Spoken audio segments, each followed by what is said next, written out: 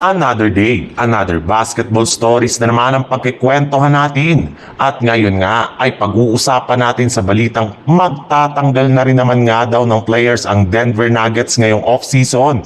At ang balitang natapos na nga daw ngayong araw ang trade ni Giannis Antetokounmpo sa Golden State Warriors. Dahil nga sa maagang pagkalaglag ng Denver Nuggets sa playoffs ay magkakaroon na nga sila ng pagkakataon na mag-isip-isip kung ano ang kanilang mga gagawing plano sa papalapit na off-season. At isa nga sa mga tututukan nila dito ay ang magiging sitwasyon ng kontrata ng kanilang mga players.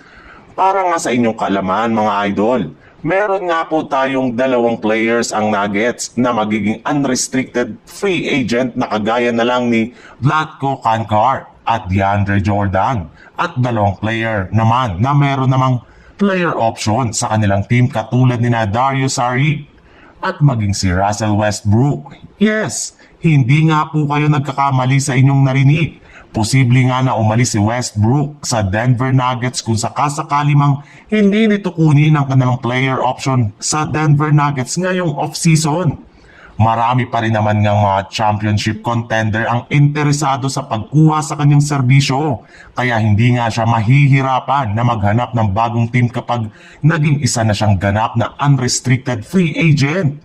Sa kabilang banda naman, bigla na lamang ang tumaas ang tsansa ng Golden State Warriors na makuha si Giannis Antetokounmpo matapos bumisita ito sa lugar ng San Francisco noong nakaraang araw sa ginanap na Google I.O. Kaya dahil dyan, ay mas umingay na naman nga ang posibilidad na matutuloy na ang pagkuha sa kanya ng Golden State Warriors ngayong off-season. Sa dami nga ng mga teams na mayroong malalaking market, ay ang Golden State Warriors pa rin talaga ang pinakagusto nitong sunod na paglaruan.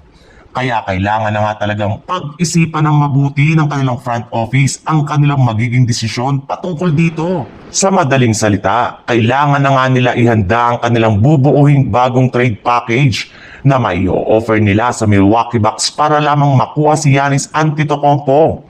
Ngunit base nga sa pinakahuling inilabas na balita ng isang NBA insider, hindi rin naman nga daw po humingi ng trade si Giannis Antetokounmpo sa Bucks matapos silang magkausap ng kanilang front office ng nagdaang araw. Kaya mukhang malaki ang posibilidad na manatili ito sa kanilang lineup hanggang next season. Sa madaling salita, hindi na nga makukuha pa ngayong off-season si Giannis at kailangan na naman nga nila na maghintay hanggang sa trade deadline upang magkaroon sila ng oportunidad na makuha ito sa Milwaukee Bucks.